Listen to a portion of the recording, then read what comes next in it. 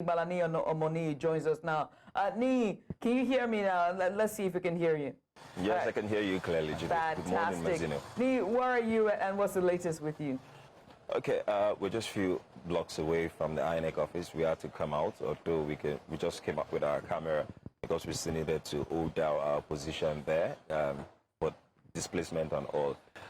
But for now, we can tell you that 15 out of the 18 local government results are out, and the way it's looking, the incumbents, the ruling party, seems to be in the lead out of 18 so far. They've held on to 13 with a major landslide, and you would come to wonder, because when you come to the when we were at most of the polling units yesterday, you see crowds. I was mentioning it right yesterday that you see crowd of people there, some chanting names of various candidates, even the main opposition party. But when results come out of these places, you see a different results. Yeah, it could interpret a lot of things, and those are the questions that people also keep asking. It's not to say, oh, INEC has not done its job or not, but you will start wondering that, oh, were these the things you saw on ground, and is it tallying with what you are having right now? Although we don't have access to, as I said, we didn't cover all the polling units, so we can't really tell you that, oh, from 5 polling units from here, this is the candidate that was leading. But from what we're able to check on the IRF portal ourselves, from the upload of various polling units, we already saw this coming. The incumbents and the ruling party was already taking the lead. We are just expecting 3 more local governments, which is Odigbo, Ilaje, which is the local government of the incumbent governor, and Eseldo, which is the local government of the main opposition candidates. For now, residents, I wouldn't say uninspired. The people who are happy are happy. We've not been able to speak with much because we were actually at the INEC office throughout the night. In fact, as you can see, my face is swollen. We barely got any sleep. But from the few ones we were able to speak to, just have a chat with, some were okay. They were ready to give the incumbent governor a chance to do his thing.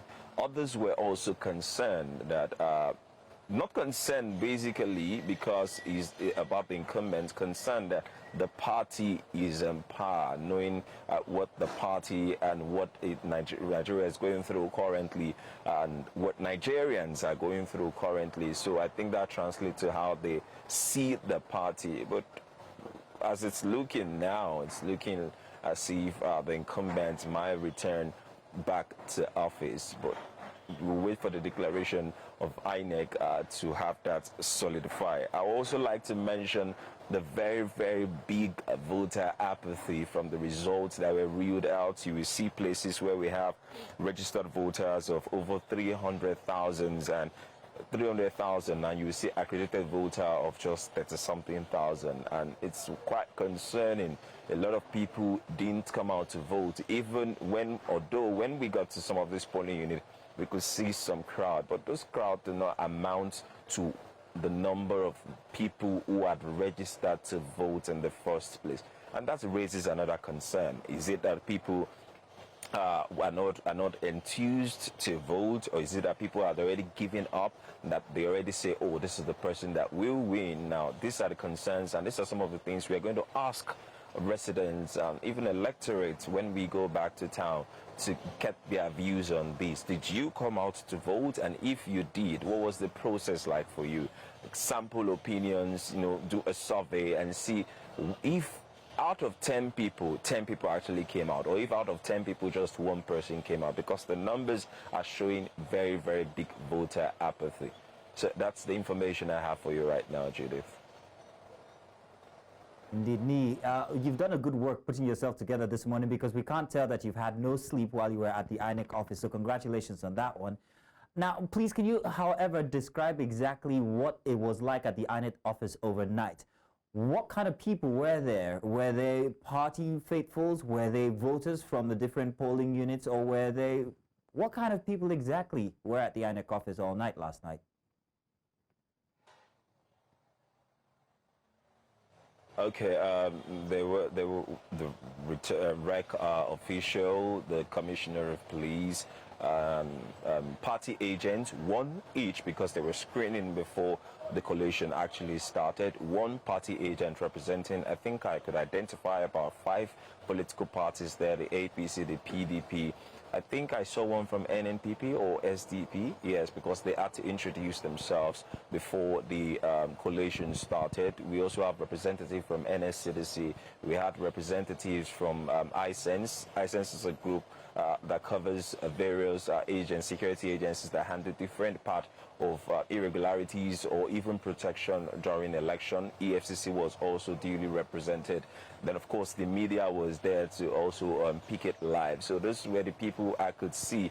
And observers also were there. A lot of observers were there from South Africa, from various organizations were there to also monitor the process. And when we started, we were supposed to start around 11, but it was pushed over to around past 12. The first, I think 11, if I'm not, 11 local governments were ruled out, and they called for a recess of over 3 hours. We finished around 2:30, and they said we will resume by 5 a.m. this morning, and everybody was wondering, why wait 3 hours to collate just 5 local governments? Because that was what was remaining. 13, they had called 13 at the time. Why wait for 3 hours to, call out 5 local governments? And they were not even one of the biggest local governments we are looking at here. And people started asking questions and saying, whispering in the office, in the INEC office there, that if these things have been uploaded to the IRF portal, how difficult is it to just get this data? The collation officer coming from each location have this data. Come here, read it, and let them collate. But of course, we have to follow due process, or as they will say, the normal we've witnessed in Nigerian election, or the way we rule out information, or the way we rule out our election results. It's like there's a constant thing with VG. I think they like videos, because you will see it's a thing over time that our election result is mostly ruled out at the dead of the night. If not at the dead of the night, they don't feel that site has been for ages. At least I've covered a number of elections, and you wonder why. Then when I have this long recess, we were there for 5, only for them to tell us that they were going to reel out just 2, that they were waiting for other local governments like the SLDO, the Odigbo and Ilaje, because they are farther, to bring in their results. So they wait till 12. Now that's from 5. From 5 o'clock. They did the announcement for about let's say 30-35 minutes, because it was quite fast. Then now we have to wait an extra 6 hours before we can get the complete results. For a result has been uploaded on the IRF portal. Then people started asking, what exactly is the modality? Is it that we cannot change this format? Making examples to elections, even foreign elections like the US election that just happened. How long did it take them before they collate? If we're talking about population, we know the population. So what exactly are the issues, and why is it taking this much? The collation has been done at various regional centers, and of course you're just bringing it here to reel it out. So it shouldn't take much time. It should be done at the straight, and it's just 18 local government. But here we have ourselves now waiting again after doing a whole night vigil. And I can tell you, we're not the only one affected. Security operatives were practically crashing around. You could see, when you get to a place and it looks like they just sprayed something on everybody, we're just crashing. Some were sleeping on the walls, some were just sleeping on the ground. Security operatives were everywhere. Just, it was a little bit just messy. Something that could take us just an hour, 30 minutes, and we're done with. But now we have to go back by 12 o'clock to hear the finale. I want to say thank you very much. Rumours on the ground are saying one of the reasons why they do that, or they, yeah. Oh, go ahead. Go ahead. Finish up, please. I'll just stop there. Okay, so I was going to say one of the rumors was that they were trying to extend when they say to avoid protests. So to avoid a lot of talks or pushback from people who are not comfortable with whatever results they will call, because we were already seeing tweets.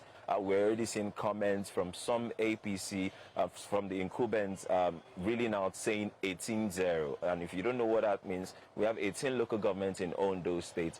and of course, they are claiming that the ruling party has already won. This was even before the results were reeled out. Some would say, yes, it's just the projection. They were trying to work in faith. But others would say it's evidence from the IRF portal, from the results that has been uploaded so far. And we could tell you for a fact that the PDP candidate, Igbalaniyi Omoniyi, raised concerns about some of these irregularities, and we don't know if he's going to push back once the announcement is done. I was going to say, I asked you to describe what it was like, but you went overboard. I think you should direct the movie. Thank you very much, Nee. That was interesting.